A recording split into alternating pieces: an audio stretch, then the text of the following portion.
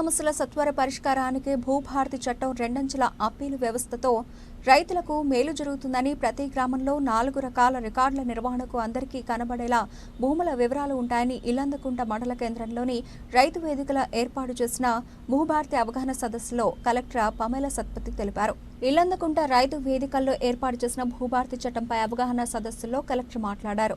ధరణి చట్టంలో నిబంధనలు సరిగా లేకపోవడంతో తమ భూ సమస్యలను పరిష్కరించుకునేందుకు రైతులు కోర్టుల చుట్టూ తిరిగేవారన్నారు. కేవలం కలెక్టర్కి బాధ్యతలు అప్పగించడంతో పని భారం పెరిగి దరఖాస్తులు పరిష్కరించలేకపోయాయని అన్నారు. ధరణి చట్టంలో ఉన్న 33 మాడ్యూల్స్లో తమ సమస్య ఏ మాడ్యూల్లోకి వస్తుందో తెలియక, ఎలా ఫిర్యాదు చేయాలో తెలియక రైతులు ఇబ్బంది పడేవారని పేర్కొన్నారు.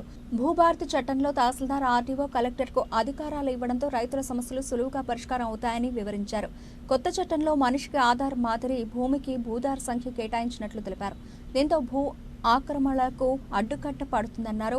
న్యాయ నిపుణులు, రెవెన్యూ ఉన్నతాధికారులు, రైతు సంఘం నాయకులతో సమావేశం నిర్వహించి భూభారతి చట్టం రూపొందించారన్నారు. ధరణి చట్టంలో కబ్జాదారు కాలం, అనుభవదారు కాలం పక్కన పెట్టడంతో సమస్యలు తలెత్తాయని, భూభారతి చట్టంలో మాత్రం క్షేత్రస్థాయిలో సర్వే విచారణ జరిపిన తర్వాతే భూమి రిజిస్ట్రేషన్, మ్యూటేషన్ చేయనున్నట్లు వివరించారు. ప్రతి గ్రామంలో 4 రకాల రికార్డులను నిర్వహిస్తామని, ఏటా జరిగే భూ మార్పుల రిజిస్టర్, చెరువులు, కుంటలు వంటి భూముల రిజిస్టర్, గ్రామ పహానీ, ప్రభుత్వ భూముల రిజిస్టర్ వంటి రికార్డులు నిర్వహిస్తామన్నారు. రిజిస్ట్రేషన్, మ్యూటేషన్ సమయంలో తప్పులు జరిగితే అప్పీలు చేసుకునే హక్కు రైతులకు కల్పించారని వివరించారు. రైతులెవరూ ఆందోళన చెందొద్దని, అందరి భూ సమస్యలను పరిష్కరిస్తామని కలెక్టర్ సూచించారు. గతంలో దరఖాస్తులను పరిష్కరించే అధికారం కలెక్టర్కు మాత్రమే ఉండేదని, ఇటీవల ప్రభుత్వం డెలిగేషన్ ఆఫ్ పవర్స్ తీసేసి పెండింగ్ దరఖాస్తులను పరిష్కరించే అధికారం తహసీల్దార్, ఆర్టీఓలకు అప్పగించిందన్నారు. దీంతో జిల్లాలో ఉన్న భూ సమస్యలు 11,000 నుంచి 2,000కు తగ్గాయని పేర్కొన్నారు.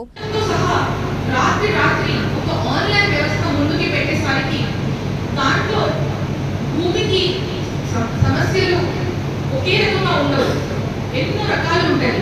ఎందుకంటే భూమి నేచర్ కూడా ఎన్నో రకాలు ఉంటాయి.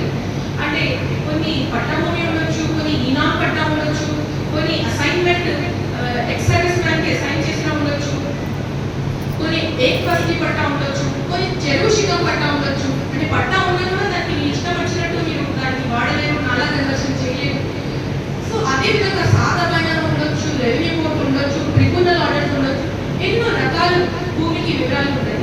ప్రతి వివరాలకి ఏదైనా ఇబ్బంది ఉంటే దానికి ఏ విధంగా సరి చేసుకోవాలంటే దానికి ఒక ప్రత్యేకంగా ఒక మాడ్యూల్ తయారు చేసి పెట్టాలని అనుకుంటే తప్పకుండా ఒక పద్ధతిలో ఒక సిస్టమ్ని స్టడీ చేసి చేయాల్సింది.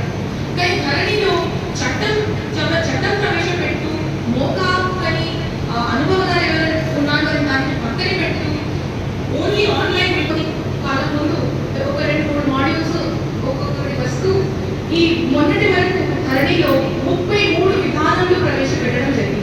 విధానంలో అంటే మాడ్యూల్స్ లో కొంత వాటిని చూస్తే రెవెన్యూ అధికారులకి కూడా అర్థం రాలేదు ఈ సమస్యకి ఏ మాడ్యూల్ అప్లై చేయాలని. రెవెన్యూ అధికారులకి అర్థం రాకపోతే, మీ సేవలో నిత్యవారిగా పనిచేసిన వాళ్ళకి అర్థం రాకపోతే ఈ సమస్యకి ఏ మాడ్యూల్ అప్లై చేయాలని అది అర్థం రాకపోతే రైతులకు ఏ విధంగా అర్థం వస్తుంది దేంట్లో మాడ్యూల్ అప్లై చేయాలని. సో రైతులు ఎప్పుడైనా ఒక మాడ్యూల్ అప్లై చేసి అయ్యా చూడండి మా దరఖాస్తు చెప్పేసరికి తహసీల్దార్ దగ్గర వస్తే తహసీల్దార్ దగ్గర మనం ఏం చెప్పేవాళ్ళు, పాపం ఈ మాడ్యూల్లో కాదు వేరే మాడ్యూల్లో మీరు అప్లై చేయాల్సిందే, మీకు కోర్టు ఆర్డర్ ఉంది కదా, మీరు కోర్టు ఆర్డర్ ఉన్నప్పుడు మీరు కోర్టు కేసు మాడ్యూల్లో అప్లై చేయండి. రైతులకి చట్టం అర్థం వస్తేనే వాళ్ళ సమస్యలు సమాధానం వస్తుందనే ఉద్దేశంతో తప్పకుండా రైతుల కోసం ప్రవేశపెట్టిన చట్టం రైతులకి అర్థం రావాలనే ఉద్దేశంతో ప్రత్యేక మండలంలో ప్రత్యేక రైతుల కోసం ఇలాంటి అవకాశం సదస్సులు ఏర్పాటు చేయడం జరుగుతుంది. వివరాలు చెప్పడం జరిగింది. వాస్తవం చెప్పాలంటే ఇది చిన్న చట్టం. అంటే మరీ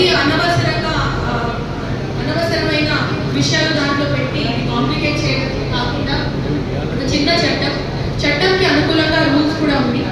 సో ఇంతకుముందు ఆడియో గారు చాలా చక్కగా ప్రతి సెక్షన్ అంటే సెక్షన్ 4 నుంచి ప్రారంభిస్తూ సెక్షన్ 15 వరకు చాలా చక్కగా ఎక్స్ప్లెయిన్ చేశారు. కానీ భూభారతికి ముందు ఏ విధంగా ఉండేది, భూభారతి వచ్చిన తర్వాత మీకు ఏ విధంగా సమస్యల సమాధానం దొరుకుతుంది అని కొంత వివరాలు నేను చెప్పాలని అనుకుంటున్నాను. ముందుగా భూభారతికి ముందు మనకి 1971లో 6వ చట్టం ఉండేది. ఆ తర్వాత 2020లో మనకి ధరణి చట్టం అనేది వచ్చేది. 6వ చట్టం 71లో వచ్చిన దానికి రూల్స్ 89లో మనకి రావడం జరిగింది. ఆ గ్యాప్లో చాలా వాటికి రికార్డ్స్ మార్పు చేర్పు కోసం కొంత ఇబ్బంది పడడం జరిగింది. ఎందుకంటే ఎప్పుడైనా చట్టం ఉంటే దానికి రూల్స్ లేదు అంటే కొంత ఇబ్బంది అవుతుంది. అది చట్టం ఉంటే ఏం చేయాలి అని చట్టంలో వివరాలు ఉంటాయి. కానీ ఎవరు చేయాలి, ఎంత కాలంలో చేయాలి, ఏ విధంగా చేయాలనేది ఆ వివరాలంతా రూల్స్లో ఉంటుంది. కాబట్టి ఆ రూల్స్లే రైతులకి కనపడే విధంగా చేస్తే బాగుంటుందని కోరుకుంటున్నాను. అలాంటి రికార్డ్స్ని ఆధారం పెట్టి 6వ చట్టం మనకి తయారు చేయడం జరిగింది. ఆ 6వ చట్టం క్రమంలో కొంత అంటే ఇంప్లిమెంట్ చేసే క్రమంలో కొన్ని అంటే అప్పుడు ఉన్న సమయంలో శిస్తు కానీ తడి కానీ పుష్టి కానీ ఇలాంటి భూమి వివరాలు ఉండేది. లోన్ ఉందా, మార్టేజ్ ఉందా, జలాంతరం ఉందా లేదా అన్నట్టు అలాంటి వివరాలు ఉండేవి.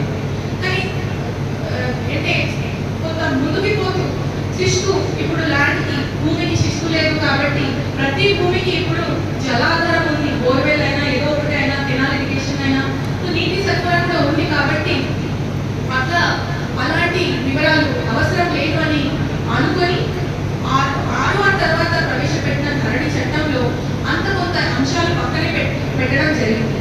కానీ ఆ క్రమంలో ఒక కీలకమైన అంశం, భూమికి ఒక కీలకమైన అంశం, ఒక రైతుకి కీలకమైన అంశం అంటే భూమి మీద అనుభవదారు ఎవరు, కబ్జాదారు ఎవరు, మోక మీద ఎవరు ఉన్నారు అని అలాంటి వివరాలు కూడా పక్కనే పెట్టడం జరిగింది.